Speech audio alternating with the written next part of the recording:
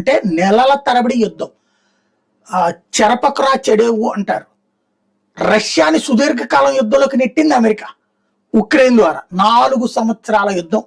4 సంవత్సరాల నుంచి అమెరికా ఆయుధాలు ఇచ్చింది, యూరప్ దేశాల ఆయుధాలు ఇచ్చినాయి, నాటో దేశాల ఆయుధాలు ఇచ్చినాయి. ఈ ముగ్గురు డబ్బులు కూడా ఇచ్చారు. అయినా రష్యాని గెలవలేకపోయారు. ఎందుకని? భూమి మీద దాడి చేయగలిగిన కెపాసిటీ లేదు ఉక్రెయిన్కి.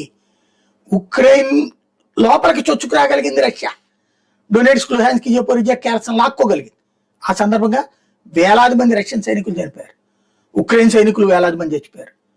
ఇప్పుడు మిగతా భూభాగాన్ని ఆక్రమించుకునేంత సైనిక శక్తి రష్యా దగ్గర లేదు. అలాగే రష్యా ఆక్రమించుకున్న భూభాగాన్ని వెనక్కి తీసుకునే సత్తా ఉక్రెయిన్కి లేదు.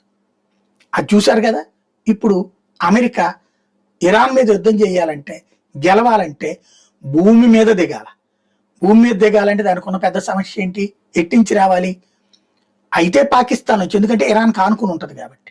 లేదంటే అటు పక్కన జోర్డానో సిరియానో అట్టించి రావాలి, ఇరాక్కో అట్టించి.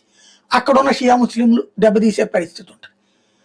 అమెరికా కాల్బలం వెళ్లకుండా, భూమి మీద ఉన్నటువంటి ఇరాన్ సైన్యాన్ని అంతం చేయకుండా పైనుంచి 4 బాంబులు వేస్తే బంకర్లో దాక్కుంటారు, తర్వాత మళ్ళీ బయటకు వస్తారు. అక్కడ ఓడదు గెలవదు. అమెరికా గెలవడం ఉండదు, ఇరాన్ ఓడడం ఉండదు.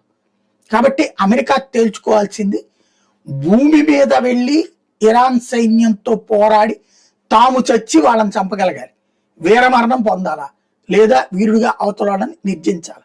అలా లేకుండా గెలుస్తాం అనుకోవడం భ్రమ.